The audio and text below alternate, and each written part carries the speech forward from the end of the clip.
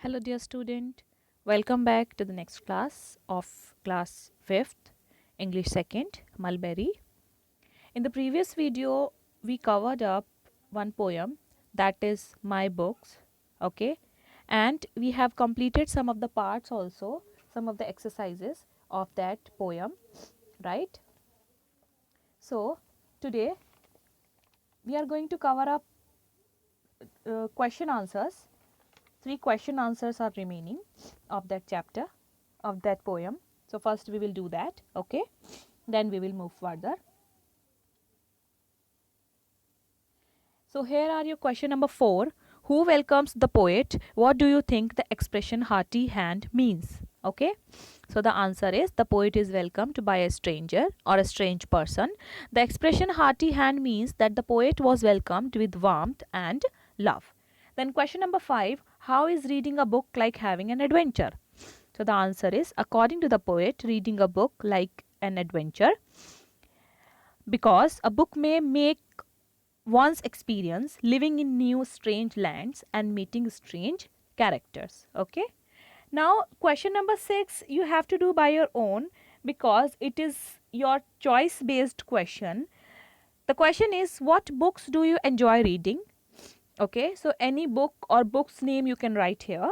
If you met someone who did not read books, what would you say to encourage the person to read? अगर कोई भी आपका friend है, कोई जिसको आप जानते हैं, जिसको बुक्स पढ़ना बिल्कुल पसंद नहीं है, तो how would you encourage the person to read books? ठीक है, so any two reasons you can write in that. This you have to do by your own. Now come to the next part of this poem on page number 29. Okay, here we have to identify the two figures of speeches. Okay, simile and metaphor. Okay, simile and metaphor. First let me tell you what is simile. Simile is very easy to understand. Wherever you are going to find as or like, so the sentence is simile. Okay, we will do in the exercises. And metaphor is like just the comparison straight away the comparison, like I say you are a tiger.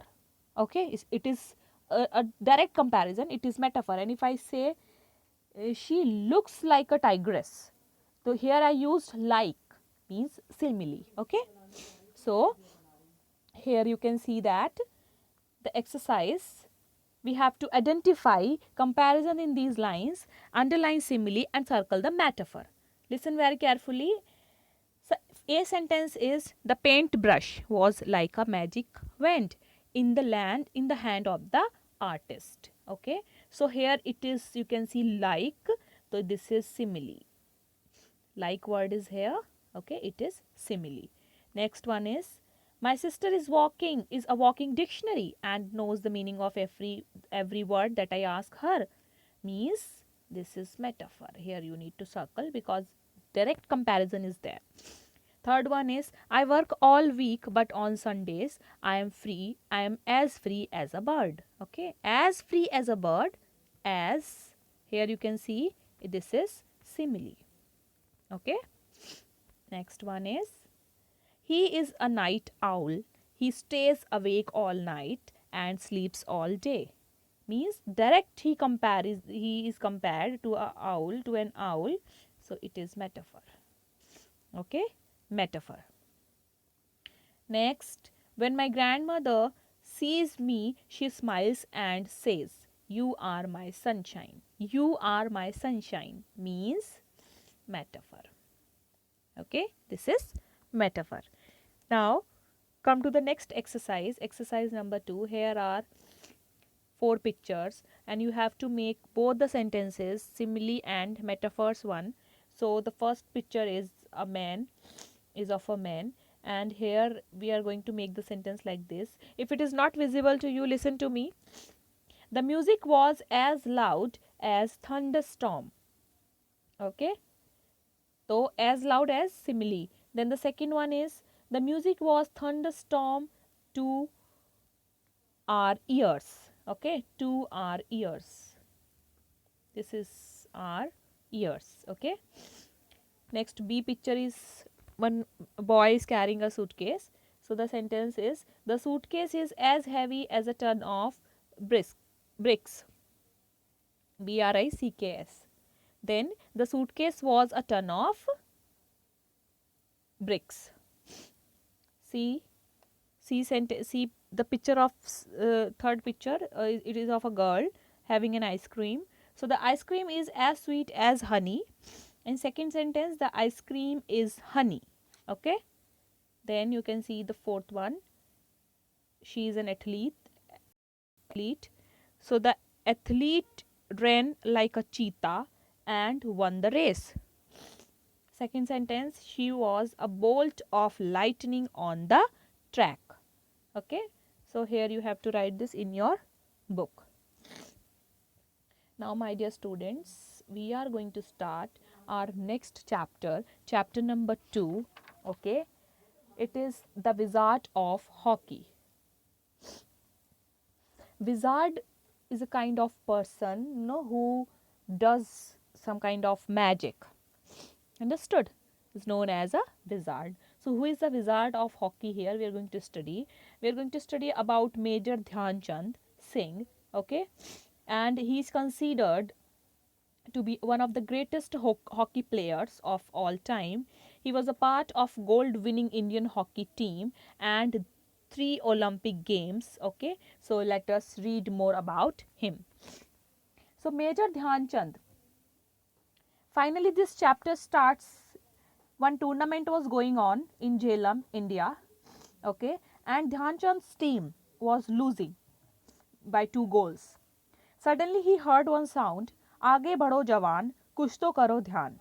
And it was the sound of his commanding officer. Okay. And after listening this, Dhyan Chand did go on to do something. He scored 3 goals in 4 minutes and led his team to victory. Okay. Then next, after this victory, let's read about his born and brought up. So Dhyan Chand was born in the state of Uttar Pradesh in India on 29 August 1905. His father was also a Subedar, okay, Sameshwar Dutt Singh, and he also played hockey in the army. Dhyan Chand's schooling suffered a lot because his family had to move very frequently from different places, from one place to another, because of his father's transfer. Okay. And finally the family settled in a city called Jhansi, where Dhyan Chand's father got a small piece of land to build a house, and that time Dhyan Chand only completed class 6th. Okay. Then Dhyan Chand did not show any special interest in sports. In fact, his hockey career had quite an ordinary beginning. Means he was not at all interested in hockey and in any of the sports. Okay. And usually he used to play with his friends, like with a curve kind of bat. Okay. Made with makeshift hockey sticks, and they would these boys used to play with a ball made from old rags. Then in 1922, at the age of 17, Dhyan Chand joined the Indian Army. He was a sepoy. Sepoy means soldier of the 14 Punjab regiment. While serving in the regiment, he came into contact with Subedar Major Bhole Tiwari. And Major Bhole Tiwari was very fond of hockey, and he was a player himself. Okay. So he recognized the talent of Dhyan Chand and he became the guru of Dhyan Chand. Okay. And he encouraged Dhyan Chand. So Tiwari and Dhyan had no fixed time to play. Whenever they got time, they started playing. Okay. Dhyan Chand had to pay attention to army duties also and could not find enough time to practice hockey during the day. So he practiced alone on the field at night. While they rested, his army mates could hear him hitting the balls for hours and hours. I'm talking about Dhyan Chand. Okay.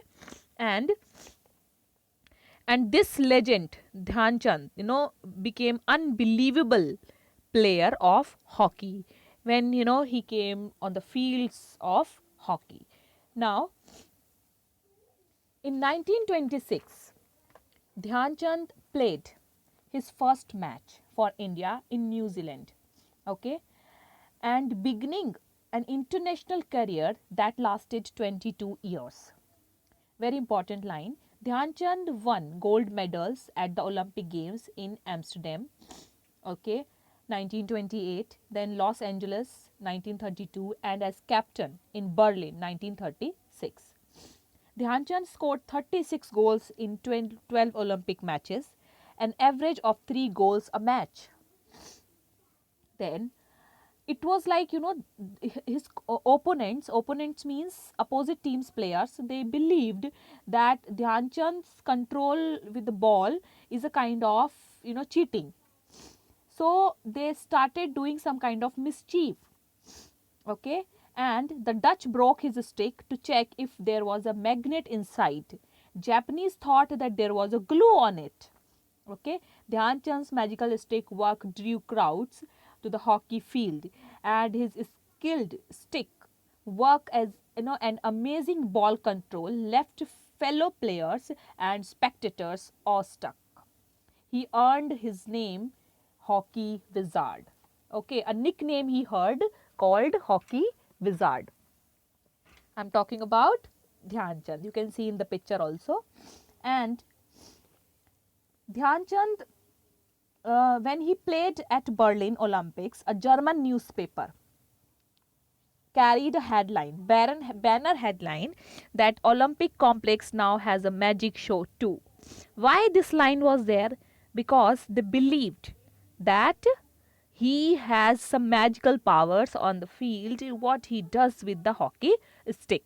Okay, then Dhyan Chand played with excellent team spirit. He respected his teammates. Even though he was a talented, he never, boosted or showed off. He was very down to earth person. Okay, he played selflessly. Even if he found that one of his teammates was in a better position to score, he would immediately flick the ball to the placed player. He never thought that no, I am only going to, do the goal or something. He always gave chance to the others. Okay, so hockey is a game of 11 players, not of one individual. He always thought, or he always said. Okay, then at the age of 51, Dhyan Chand retired from the army as a major. The government of India honored him that year by awarding him the Padma Bhushan, India's third highest, civilian honor. Dhyan Chand breathes his last on 3rd December 1979 in Delhi. A year after his death, the Indian Postal Service used to commemorative stamp in his honor. उनके नाम से एक stamp बनाई गई, and the Dhyanchand National Stadium in New Delhi is named in his honor. His birth date, 29 August, is celebrated as the National Sports Day in India. Okay, the president gives away sports awards such as Rajiv Gandhi Khel Ratna Arjun Award and Dronacharya Award on this day at the Rashtrapati Bhavan. And in 1922,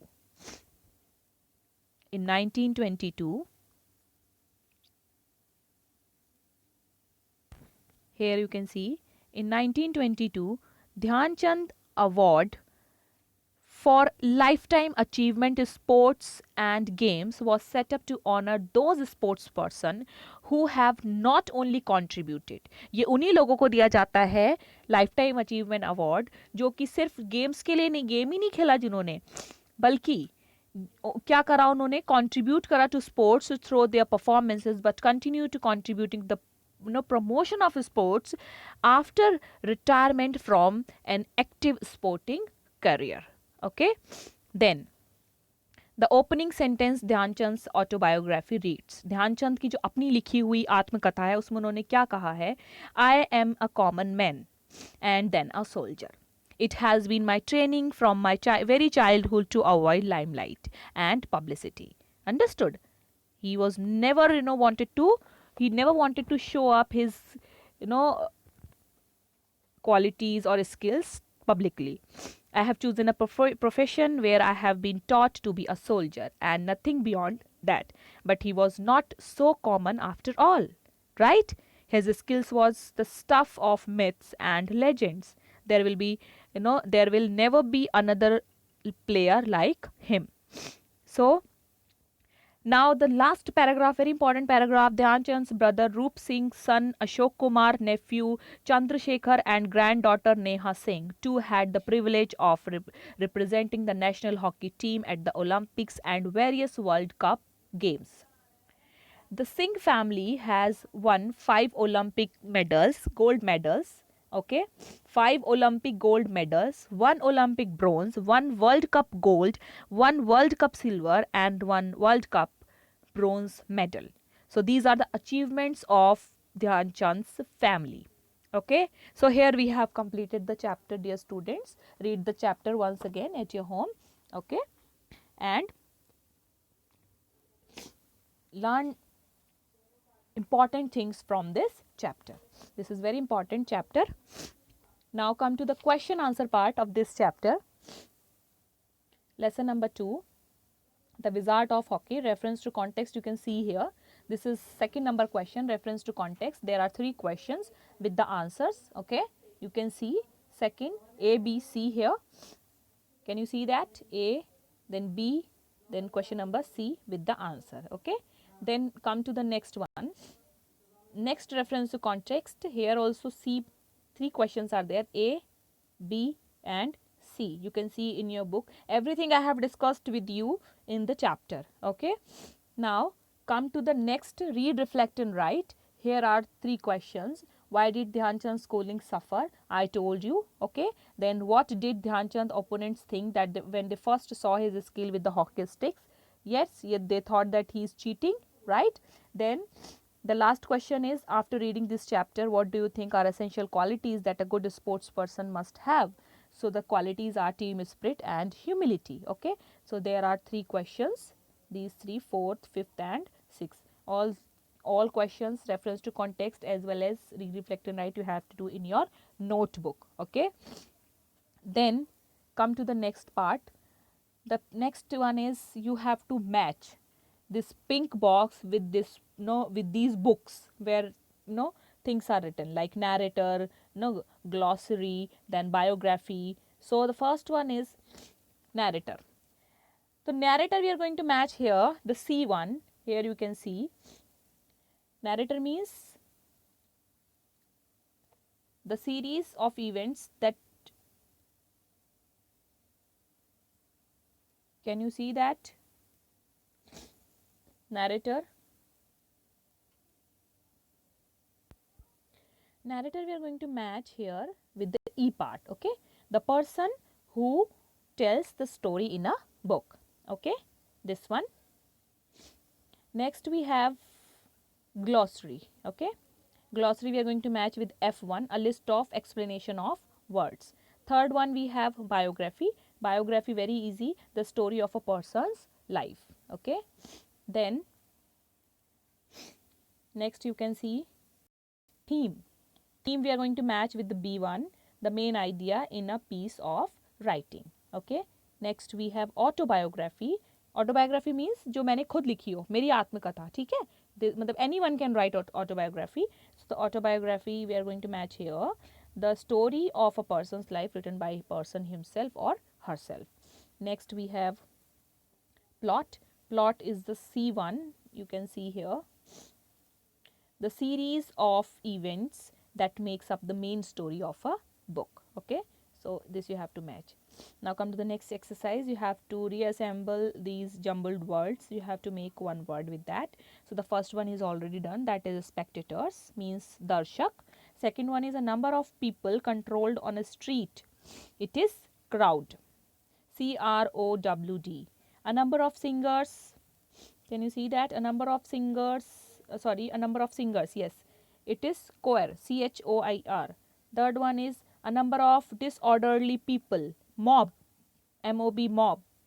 Then the fourth one is a number of dancers, artists, troupe, troupe.